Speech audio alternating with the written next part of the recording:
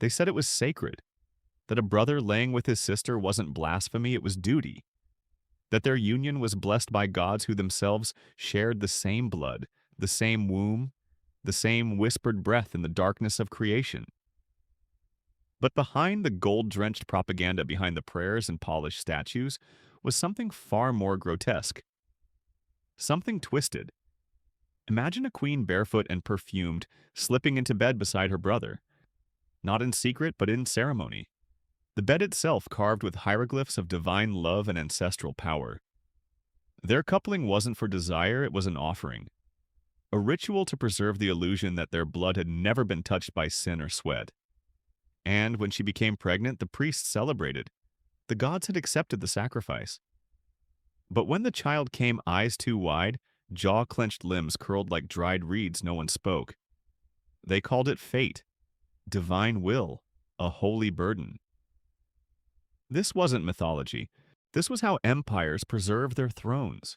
In Egypt, in the mountains of the Andes, behind palace walls soaked with incense and fear kings and queens, married their siblings, bore their children, and ruled with bloodlines as sacred as they were cursed. These weren't isolated scandals. They were laws, religious mandates, ideological foundations.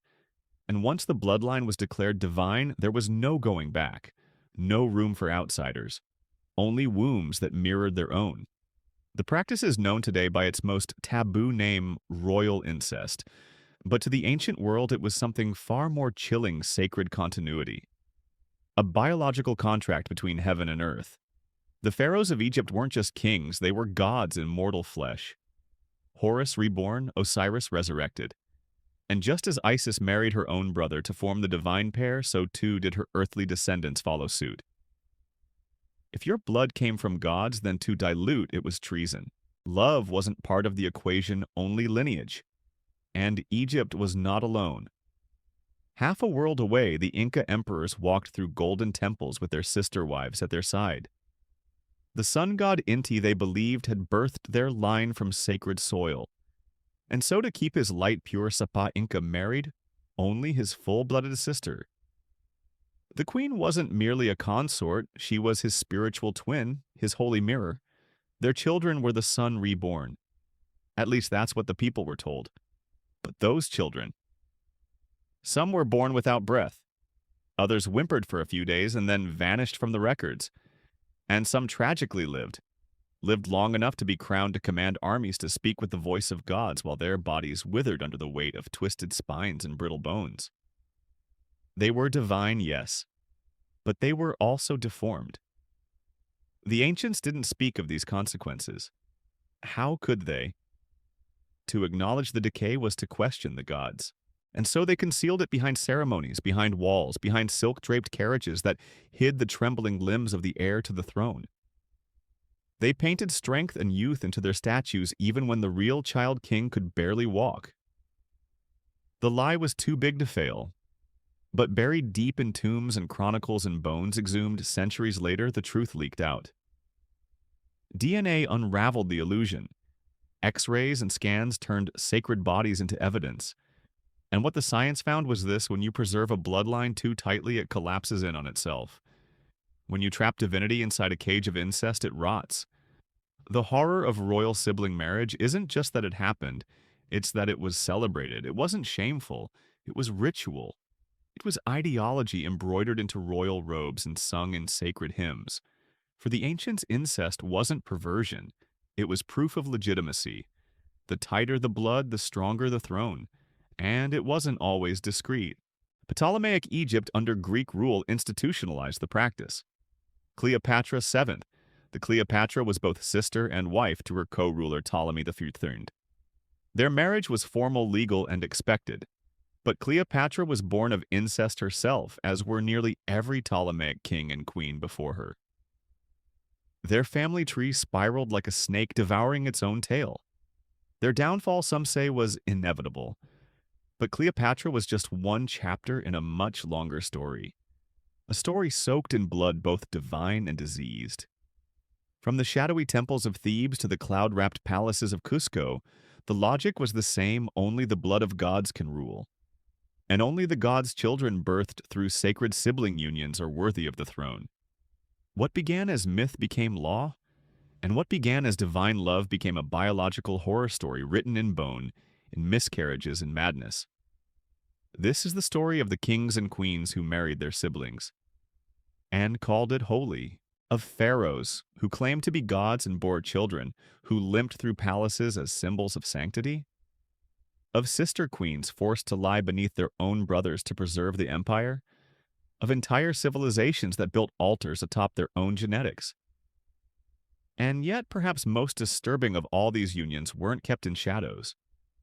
They were paraded, sanctified, immortalized in stone, painted in gold and hymns and lineage scrolls. Incest made divine. But what price did they pay for blood that never lies? There are dynasties, and then there are nests. The Ptolemaic dynasty was not a lineage, it was a coil of vipers, a bloodline so tightly wound in on itself, so entangled in its own veins, that it began to eat its own children. And at its heart sat Cleopatra, the last pharaoh of Egypt. The last serpent queen hatched from a line of sacred incest and political poison. The Ptolemies were not native Egyptians. They were Macedonian Greeks, descendants of Ptolemy XIII, a general under Alexander the Great. But when they took Egypt, they took its myths too. They saw the power of god-kings of Isis and Osiris, of sacred bloodlines that looped in on themselves like eternity symbols etched in stone. So they made themselves gods. And gods, of course, do not marry mortals. They marry themselves. The result, a royal family where nearly every marriage was between full siblings. Brothers married sisters. Sisters married their brothers. And sometimes, most chilling of all, mothers married their own sons. The royal family tree became so knotted, so tangled, that it stopped branching altogether. There were no new roots, just the same gnarled bloodline, doubling back on itself again and again. Cleopatra too married her brother Ptolemy VI. After his death, she married another brother, Ptolemy VIII, nicknamed Physcon for his grotesque obesity and rumored cruelty. He in turn married Cleopatra's daughter, yes, his own niece and stepdaughter. When Cleopatra II rebelled against him, he had their son murdered and sent the child's dismembered body to her on her birthday, wrapped in a ribbon. This is the family from which Cleopatra VII was born. She was raised in a palace that stank of perfume paranoia and quiet screams. The walls weren't just gilded, they were haunted. Royal children were groomed from birth to see their siblings not as playmates, but as future spouses. And rivals. A sister might one day become your wife, your co-ruler, or your assassin. Love had no place here. Only lineage. When her father Ptolemy XIII died, Cleopatra, then just 18, was forced by law to marry her 10-year-old brother Ptolemy XIII. It wasn't optional, it was expected. The sacred blood had to remain unbroken. They were declared joint monarchs, crowned together, married by decree. A teenage girl and a child groomed for war in the shape of ritual. But Cleopatra was not her mother, not her grandmother. She was brilliant, cunning, and already weary of the game. She knew the boy was a puppet. She knew that to truly rule she would need to control or eliminate him. And so began a royal war unlike anything Egypt had seen. At first it was subtle, decrees issued without her brother's seal. Coins bearing only her face. Then a disappearance. Cleopatra fled the capital under threat of assassination. Ptolemy's advisors declared her illegitimate. The sacred union between brother and sister king and queen was shattered. But Cleopatra did not go quietly. She returned with an army, and with a man, Julius Caesar. The Roman general became her lover, her ally, and her shield. With his backing, Cleopatra defeated her own brother in open civil war. Ptolemy III, still only a teenager, drowned in the Nile while trying to escape. Some say it was fate, others divine retribution. But one truth remained: Cleopatra had broken the sacred bond. She had made herself queen not through blood, but through war. And Egypt would never be the same. Yet the poison of the family did not die with her brother. Cleopatra married another sibling, Ptolemy XIV, only to quietly have him killed once he outlived his usefulness. Her final co-ruler, her own son by Julius Caesar Caesarion, a child born not of sibling union but of foreign blood. He was seen by many as an abomination, the end of the divine line. And when the Romans came again, this time to conquer Caesarion, was hunted down and murdered. Too many Caesars, Octavian allegedly said. Cleopatra's death by snakebite, by poison, by dagger, no one knows was the end of the Ptolemaic line. The last gasp of a bloodline that had fed on itself for centuries. Egypt fell to Rome. The gods fell silent. But the real tragedy of the Ptolemaic dynasty wasn't just its political collapse. It was its biological one. The generations of inbreeding had produced kings and queens who were emotionally volatile, physically frail, and mentally unstable. The throne had become a breeding ground for madness. The dynasty was cursed not by angry deities, but by its own sacred logic.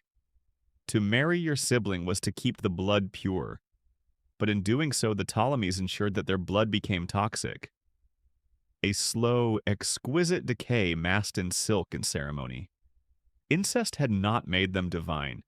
It had made them doomed, and yet Cleopatra remains a symbol of power, of seduction, of intelligence.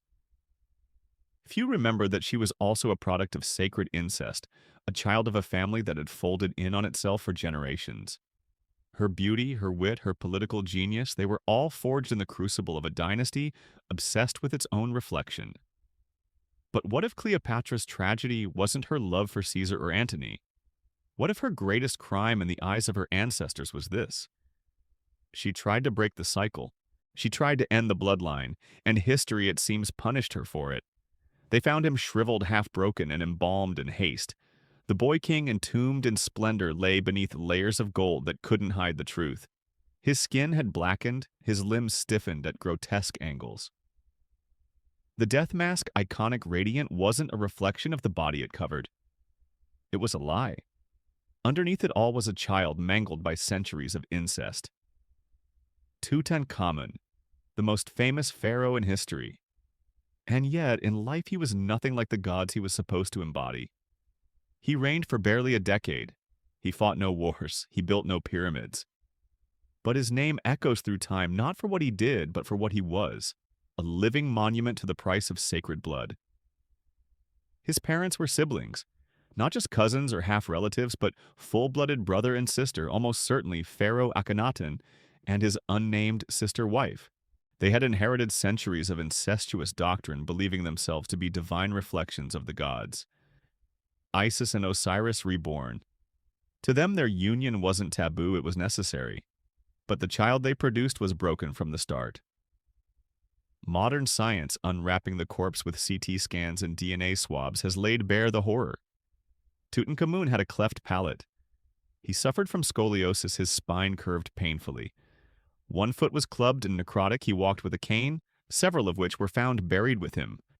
His skull was unusually elongated, his hips feminized, his teeth protruding unnaturally. The result wasn't a god. It was a child imprisoned in a failing body, propped up by court handlers and divine fiction. He was crowned at 9 years old. 9. A boy barely able to walk, let alone rule an empire. But appearances had to be kept.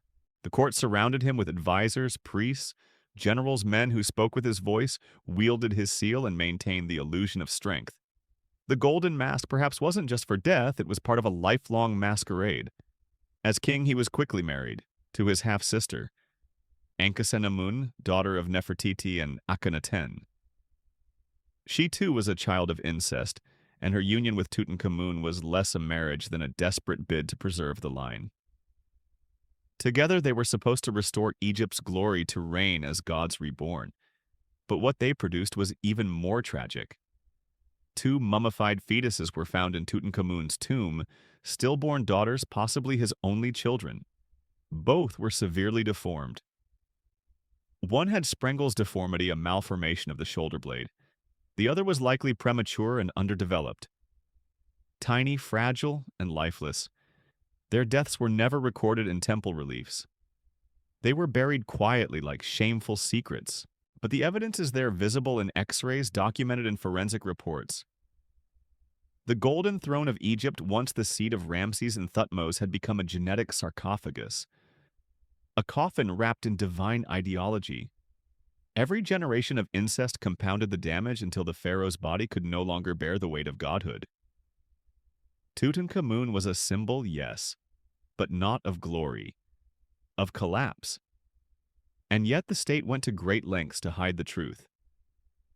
Wall paintings in his tomb show him upright, powerful, embraced by gods. The rituals were performed with precision. The burial treasures were exquisite. But behind the art was panic. His sudden death, likely at just 18 or 19, left the dynasty in chaos. No clear heir, no surviving child. And so his memory was buried in more ways than one. His name was erased from official lists. His tomb, hastily sealed, was quickly forgotten. Why? Because he was a reminder that the divine bloodline had failed, that the sacred contract of sibling marriage, the very practice meant to ensure the purity of Egypt's royal power, had instead spawned weakness, disease, and silence. But Tutankhamun's story didn't end in that tomb. When Howard Carter broke through the sealed doorway, in 1922 he unleashed more than just treasure. He cracked open a secret. The boy king's body, examined and re-examined, told a tale of deformity hidden behind gold. And suddenly the narrative changed. This was no child god. This was a victim of ideology, of ritual, of biology. The result of a system that prized blood purity over genetic health, myth over medicine. A system that demanded siblings marry not for love, not for alliance, but because the gods demanded it. Because to bring in foreign blood was to offend the divine. Because anything less than full-blooded royalty was a threat to the throne. But what happens when the full blood turns against itself? When the lineage is so tight it strangles its own heirs? In the end, Tutankhamun's legacy is a paradox. The most famous pharaoh in the world yet, he ruled for barely a breath. Glorified as a boy king, yet disfigured, likely in pain, every day of his life. A child molded by a doctrine that turned brothers into husbands, sisters into wombs, and gods into genetic time bombs.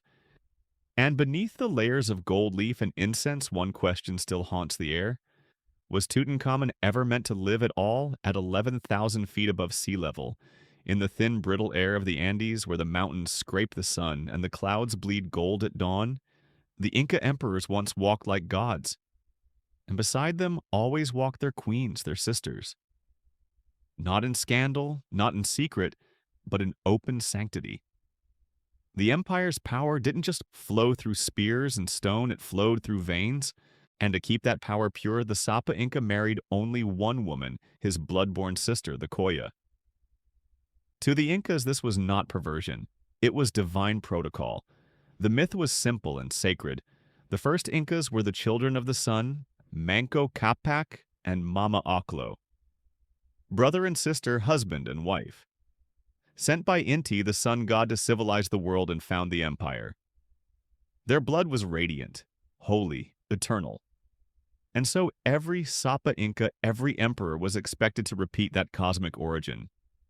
To marry his sister just as the gods had done. It was a political ritual masquerading as religion. By wedding his sister, the emperor kept the royal bloodline undiluted. The Koya, his queen, wasn't just a consort. She was the high priestess of the sun cult, the mother of future kings, the mirror of his own divinity. Only her children could inherit the throne. Marrying outside the bloodline created bastards. Marrying within it birthed legitimacy. But legitimacy has its price. We know little of the individual Koyas. Their names were often erased, their faces absent from stone carvings. Yet their role was colossal and monstrous. These were girls who, from the time they could walk, knew they were destined to lie beneath their brothers. The state wrapped it in ceremony and flowers and festivals. But underneath the crimson veils, it was the same truth. The Inca Empire was built on the wombs of sisters. Huayna Capac, one of the most powerful Inca emperors. He ruled during the empire's golden age, extending its reach from Ecuador to Chile. His queen was his full sister. Together they produced Huascar, legitimate, divine-blooded, and destined to rule. But Huayna Capac also fathered dozens of other sons through concubines. One of them was Atahualpa, charismatic, brilliant, and impure. Born of a non-royal mother, he was seen as a threat. What followed was civil war. Brother against brother. divine heir against illegitimate genius. Huascar armed with bloodline purity and Atahualpa with actual support and strategic brilliance. Huascar called his rival a bastard. Atahualpa called Huascar a puppet. In the end, Atahualpa won, but the cost was annihilation. When the Spanish arrived just as the brothers bled, the empire dry, Pizarro played the fracture like a fiddle. Atahualpa was captured, humiliated, and eventually executed by strangulation. The empire, once invincible in its mountaintop fortresses, collapsed like wet clay. The divine bloodline was broken, the Coya's womb rendered meaningless. The Spanish chroniclers, horrified and fascinated, recorded these incestuous practices with a mixture of disgust and grudging admiration. They couldn't comprehend it. Christian morality screamed against it, but they couldn't deny the logic. This was a political machine refined over generations. And like all machines fed on purity, it consumed itself. Yet the ritual endured even in death. Coyas were often buried alongside their emperor husbands, mummified in fetal position, wrapped in fine textiles and buried with gold. Some were even sacrificed, symbolically reunited with their husbands in the afterlife. The union that began in childhood ended in eternity. But behind the gold and myth lay silence. The Coyas did not write. They did not rule. Their voices, like their pain, are missing from history. All that remains are traces, bodies, bones, artifacts, and myths. Stories of girls anointed with flower petals and oils draped in feathers, and then quietly led into rooms where their brothers waited. What do you call a wedding where the bride weeps in silence? Unlike the Ptolemies or the Pharaohs, the Incas left no tomb, paintings of deformity, no sarcophagi filled with canes or fetal mummies. Their architecture was perfect, seamless stone fitted without mortar. Their agriculture brilliant. Their roads and astronomy advanced beyond belief. But their genetics we don't know. The Spanish conquest burned too many records. And the Inca, even at their peak, recorded history in knots, not ink. What remains are patterns, a royal practice repeated across generations, sister queens who disappear into the folds of empire, heirs born from sacred incest, caught in a system that gave them crowns and nothing else. But the ideology was unshakable. It wasn't love. It wasn't desire. It was order. The bloodline was the empire, and the empire was the sun. To interrupt it was heresy. To dilute it was death. The Andean world functioned like a solar machine, always rotating around the idea that the emperor was divine, that his sister was his balance, that their child was the center of all things. But what if that child faltered? What if the gods had made a mistake? What if in trying to preserve the sun, they birthed a shadow? There is a story carved into the bones of ancient kings, whispered in the hymns of temple priests, and buried beneath centuries of ritual silence, that the path to godhood runs through the womb of one's own sister. It wasn't desire, it wasn't pleasure, it was doctrine. The sacred sibling marriage wasn't an accident of royal decadence, it was engineered, codified, enforced, not by tyrants but by priests, not behind closed doors but in open ceremony watched by thousands. To question it was to question the gods, and when the gods are your family, doubt is treason. Across ancient civilizations, incest wasn't just tolerated, it was holy law. Egypt, Peru, even isolated island kingdoms in Polynesia and Micronesia, all arrived at the same terrible logic: if a king is a god, then only a god can produce his heir. And who else but his divine sister can fulfill that role? In Egypt it was called Nisut Btihi, of the sedge and the bee, the dual kingship of Upper and Lower Egypt, where the pharaoh became the axis of the world. And beside him, the great royal wife, almost always his sister, served as the vessel for divine continuity. Their union was a ritual reenactment of the sacred myth Isis and Osiris, the heavenly siblings who gave birth to the pharaohs themselves. To imitate them was to keep the cosmos aligned. So the palace became a stage and the bodies of children became instruments of eternity. The most disturbing part, these marriages were arranged from birth. Royal infants were paired like livestock, their cradles placed side by side. As toddlers, they were trained not just to rule, but to merge. Their blood had to recognize itself. Love had no place in it. Neither did consent. The process was clinical, mechanical, and always wrapped in reverence. Priests oversaw the unions. Astrologers chose the dates. Musicians played sacred songs as children barely into puberty were declared husband and wife before roaring crowds. The wedding chambers were temples, the beds altars, and the consummation. A national event sometimes even witnessed by attendants to ensure the sacred act was fulfilled. It's easy to see this as barbaric, but it was worse than that. It was rational. To the ancient mind, lineage was everything. Blood wasn't just biology, it was destiny. A king's power didn't come from charisma or conquest. It came from who his parents were, from the unbroken chain of divine essence running back to the gods. And every marriage outside that bloodline was a crack in the chain. Every foreign queen a threat to the sacred current. Better to risk deformity than dilution. But deformity did come, slowly like rot beneath gilded walls. The first signs were subtle stillbirths, miscarriages, children who died before their names could be etched into stone. Then came the visible horrors. Twisted limbs, swollen skulls, eyes that didn't focus, mouths that didn't speak. And yet the machine kept turning. In the Inca world, the ritual was equally brutal. The Sapa Inca married his sister not because he loved her, but because she was the only one worthy of the sun's seed. The Koya was both priestess and prisoner. Her fertility wasn't a private matter, it was a national emergency. If she didn't bear a son, the line trembled. The empire risked collapse. The pressure was unbearable. Koyas were expected to produce divine children quickly, and if they miscarried or gave birth to weaklings, they were quietly replaced by concubines, priestesses, even slaves. But only the sister's child could wear the crown. All others were bastards, no matter how strong. The womb became a battleground, the body a factory, and the child a gamble with the gods. It didn't stop at conception. Pregnancies were guarded like state secrets, heavily monitored. Rituals performed to ensure purity, safety, divine approval. Some records even suggest that offerings, animal or human, were made to protect royal pregnancies. In certain cases, the price for a healthy birth was blood. Sometimes from the empire's enemies, sometimes from within the family itself. And when the birth went wrong, when the child emerged still or twisted or gasping, they did not blame biology. They blamed the gods. Or worse, they blamed the mother. There are ancient letters barely preserved in which midwives describe malformed infants with vague euphemisms. The child's eyes were not as they should be. The body was soft like wax.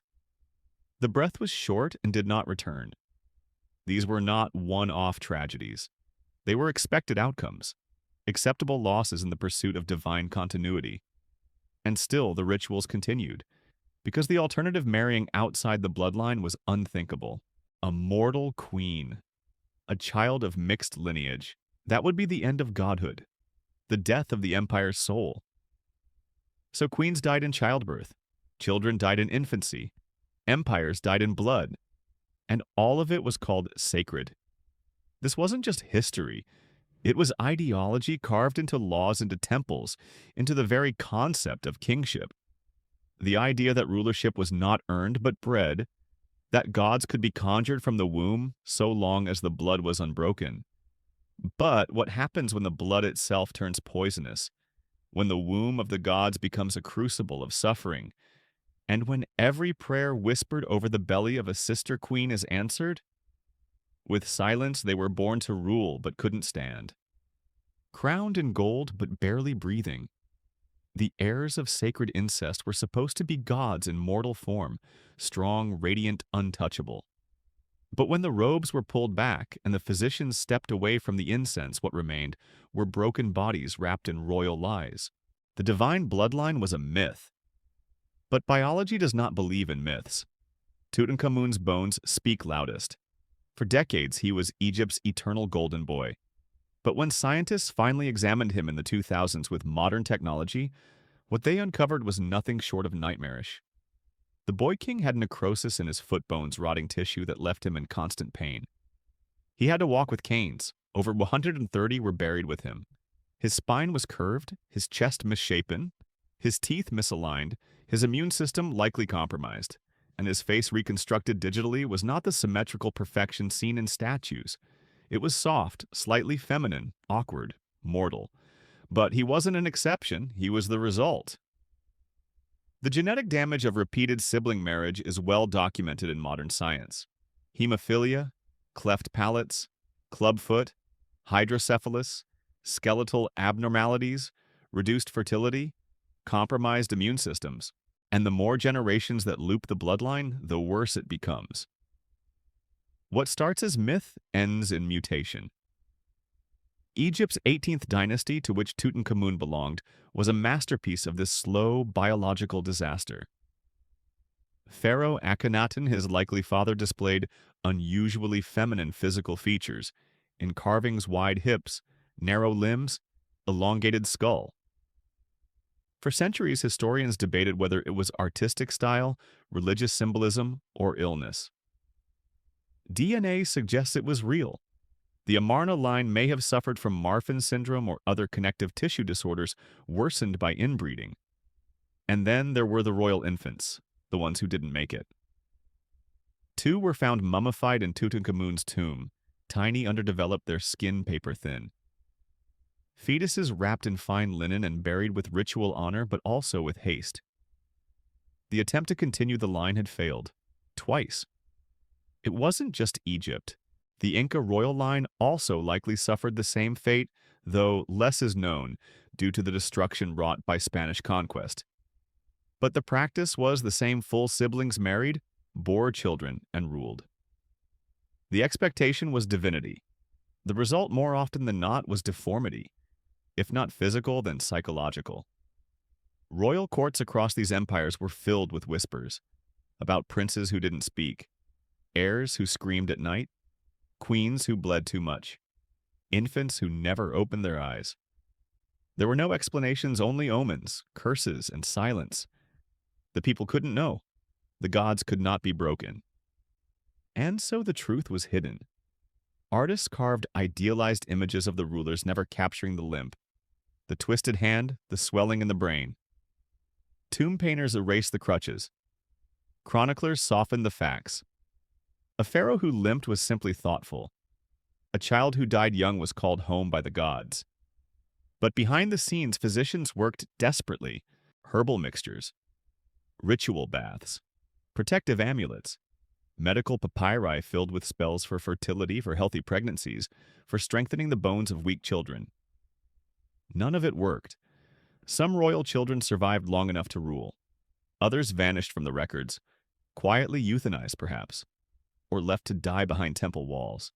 Their names stripped from the line of succession, their bodies unrecorded, their lives deemed unfit for the sacred blood. The toll was more than physical. The psychological damage ran just as deep. Imagine being raised in a palace where your sibling is your spouse, where your every move is scripted, your body a national relic, your womb a battlefield, your child the vessel of a myth you know is failing. Some rulers went mad.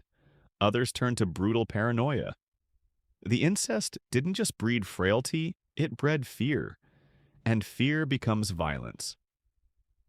In the Ptolemaic dynasty, suspicion turned siblings into murderers. Cleopatra XIII waged war against her brother husband. Cleopatra XIII poisoned her own brother's spouse. The sacred unions meant to create harmony instead created bloodbaths. Behind the marble columns and gold-plated thrones, royal families cannibalized themselves, not just biologically, but politically. And yet, it continued. The lie was too foundational. To admit that sacred incest was killing the bloodline would have been to admit that the gods were wrong. That the myth of divine rulership, so delicately crafted over centuries, was just that, a myth. Theocracies cannot survive doubt, so the bodies were buried, the truth wrapped in linen, until now. Modern science has no use for myth. DNA does not bend to ideology. And when the bones were finally exhumed, when the mummies were scanned, when the genomes were sequenced, the verdict was brutal. The gods were dying from within, and all the gold in the world couldn't cover the cracks in their bones. It didn't end with glory. It ended with whispers, with blood pooling at the foot of a throne, with sister queens sobbing over husbands who were also brothers dead, not from war or old age, but from the slow poison of their own divine blood. The myth of sacred incest collapsed not with revelation, but with exhaustion. Empire after empire dragged to ruin by dynasties too sacred to survive themselves. Cleopatra's dynasty was the final echo of a snake devouring its own tail. She was the last sovereign of the Ptolemies, a family so knotted in incest they had bred themselves into madness. Her death, whether by asp poison or dagger, was the end of a lineage that had ruled for 275 years. With her died the claim of divinity through purity. The Romans didn't need to conquer her bloodline. It had already decayed. Her son by Julius Caesar Caesarion was the last hope of continuing the pure line. But he bore the stain of foreign blood, half Roman, half Ptolemaic. When Octavian seized power, Caesarion was hunted down and executed. It is bad Octavian said to have too many Caesars. What he really meant was no more gods, no more divine incest. The spell was broken. But Egypt wasn't the only victim of its own sacred delusions. In the Andes, the Inca Empire unraveled, not under Spanish swords, but under its own obsession with purity. When Huayna Capac died of smallpox, a foreign disease brought by invisible invaders, his sons tore each other apart. Huascar, the legitimate heir born of a full sister queen. Atahualpa, charismatic, but born of a concubine. The war between them gutted the empire. Atahualpa emerged victorious, but barely. His army weakened, his people divided. He stood alone when the Spanish arrived. Pizarro played God himself, capturing the so-called divine king and holding him for ransom. A room filled with gold couldn't buy Atahualpa's life. He was executed, and with him the solar line of divine rulers ended. Just like that. Just, not with prophecy. With a garrote. The Incas, like the Egyptians, had built a system too fragile to evolve. It demanded perfection from within while making itself brittle through bloodline folding. The empire had no mechanism for change, no openness to foreign alliances, no tolerance for non-sacred heirs. When chaos came, it had no antibodies. This pattern wasn't unique. Centuries later, the Habsburgs in Europe would repeat the same fatal sin. Obsessed with keeping power within the family, they too married niece to uncle cousin to cousin over and over. And like the Ptolemies before them, they birthed a monster, Charles II of Spain, the bewitched king, mentally disabled, physically malformed, sterile. He couldn't chew his food, couldn't speak clearly, couldn't father a child. His lineage ended with a sputter. Spain lost its crown. Europe reshuffled itself. The sacred blood betrayed itself again. Time and again, sacred incest led not to strength, but to extinction. Empires forgot that blood is not divine. It's mortal, it decays. And when trapped in the same veins for too long, it turns sour. Eventually, the world shifted. Monarchies evolved. Sacred unions were replaced by political marriages, foreign alliances. Queens and kings were married off to distant courts, their bloodlines mingling not for purity, but for power. But the ghost of sacred incest never fully vanished. It lingered in whispers, in portraits with eerie resemblances, in childless unions, in subtle deformities hidden behind lace and velvet. Even now, royal families across the world marry within limited aristocratic circles. The branches of power still wrap tightly around themselves. And beneath it all, the ancient logic still flickers that there's something better about blood that's unmixed, something purer, something worth preserving. But history tells another story. It tells of babies born blue and silent, of boys who couldn't walk, of girls forced to marry brothers they feared, of empires that collapsed not from foreign invasion but from within. The collapse was never sudden. It came slowly, like rot, like a curse whispered through generations growing louder with each birth. And when it finally shattered, it wasn't the gods who wept. It was the women who bore their brothers' children, the children who never grew old, the kings who ruled for only a breath, and the empires that mistook blood for eternity. In a glass case under museum lighting far too bright for what it holds lies a skull the size of an orange. Its cranium is misshapen, its jaw never fully formed. Beneath the plaque that reads Royal Fetus 18th Dynasty, a child stares forever into a future it never had. On a nearby screen, a royal wedding plays in soft focus lace trumpets lineage. And between them, silence. The age of sacred incest is over. The palaces have crumbled, the altars abandoned. But something still lingers. A fascination. A hunger.